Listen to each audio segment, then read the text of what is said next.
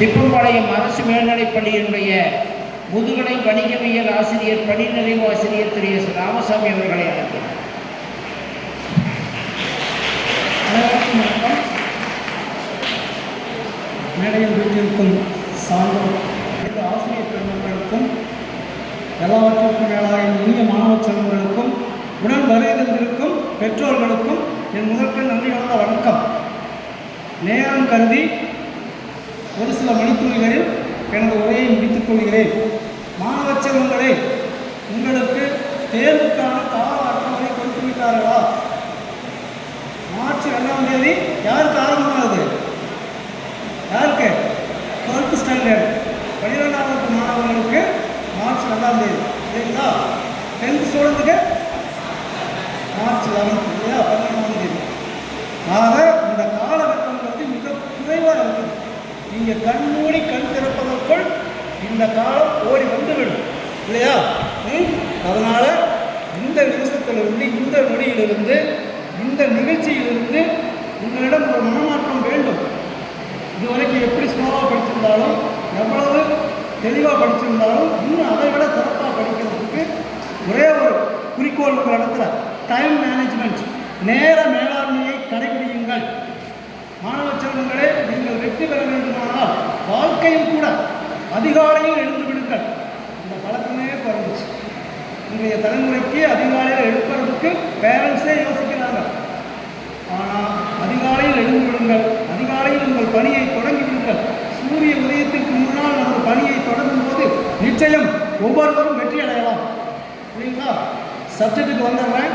Commerce அப்படின்னு பார்க்கும்போது அதிகமாக லெசன்ஸ் வந்து 28 லெசன்ஸ், 10 யூனிட்ஸ் இருக்குது. ஃபஸ்ட்டு யூனிட்லேயே பார்த்தீங்கன்னா மேனேஜ்மெண்ட் அப்படின்னு பார்க்கும்போது principles management and functions management. இதில் கட்டாயமாக 2 5 மார்க்கு, ஒரு 3 மார்க்கு, ஒரு 2 மார்க் வந்துடும் இல்லைங்களா? அடுத்து அப்படியே பார்த்தீங்கன்னா டிஃப்ரென்ஷியேட் அதில் இருக்கும்.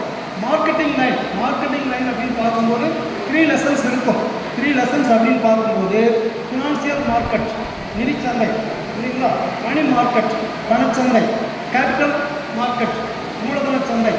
ஆக அந்த 3 லெசன்லையும் பார்த்தீங்கன்னா கம்பல்சரி ஒரு 2 5 மார்க்ஸு, 2 3 மார்க்ஸு, ஒரு 1 மார்க் வந்து கொஸ்டின் பேட்டர்ன் உங்களுக்கு தெரியும் இல்லைங்களா? 21 மார்க்ஸ். மாணவ செல்வங்களே, 10 நேரம் ஆயிடுச்சு. ஒரே ஒரு கொஸ்டின் எப்படி படிக்கணும்?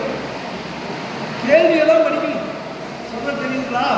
கொஸ்டினை படிங்க, ஆட்டோமேட்டிக்காக ஆன்சர் ஃபாலோ ஆகிடும் சரிங்களா? அதே மாதிரி அடுத்து பார்த்தீங்கன்னா ஸ்டாக் எக்ஸ்சேஞ்ச் அண்ட் செபி, இதில் கம்பல்சரி ஒரு கொஸ்டின்ஸ் இருக்கும்.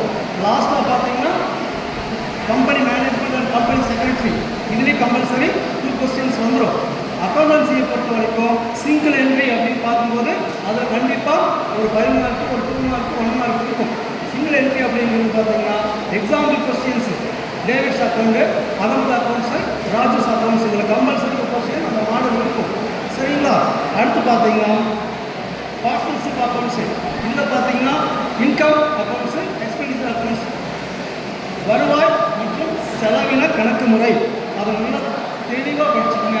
பார்ட்னர்ஷிப்பில் குட்வில் இருக்கும், நற்பெயர், இதில் ஒரு தியரி வந்துடும். கண்டிப்பாக ஒரு 5 மார்க் மேக்ஸ் வந்துடும் சரிங்களா? லாஸ்ட்டாக கம்பெனி அக்கௌண்ட்ஸு, அதுபோக இன்ட்ரெஸ்ட் ஆன் கேபிட்டல், முதல் மீது வட்டி, இன்ட்ரெஸ்ட் ஆன் கேபிட்டல், முதல் மீது வட்டி, இன்ட்ரெஸ்ட் ஆன் பார்த்தீங்கன்னா ட்ராயிங்ஸ், எடுப்பு மீது வட்டி. இது கண்டிப்பாக உங்களுக்கு வரக்கூடிய கொஸ்டின்ஸு. ஆல் டிஃப்ரென்ஷியேட்டையும் நல்லா படிச்சுக்கோங்க. தியரி அப்படின்னு பார்க்கும்போது லாஸ்ட்டாக டேலியில் கம்பல்சரி ஒரு கொஸ்டின் உங்களுக்கு வந்துடும். கணினி பயன்பாட்டு முறை, அதில் ஒரு 5 மார்க் வந்து கம்பல்சரி வந்துடும். ஸோ நேரம் கருதி எனது உரையை முடித்துக் கொள்கிறேன். மாணவ செல்வங்களே, அனைவரும் வெற்றி பெற்று தொடர்ந்து படியுங்கள். நான் கேட்பதெல்லாம் நீங்கள் தொடர்ந்து 1 டிகிரி அல்ல, 2 டிகிரி அல்ல, தொடர்ந்து படித்துக் கொண்டிருங்கள். வாழ்வில் வெற்றி பெறுங்கள். நன்றி. வழங்கிய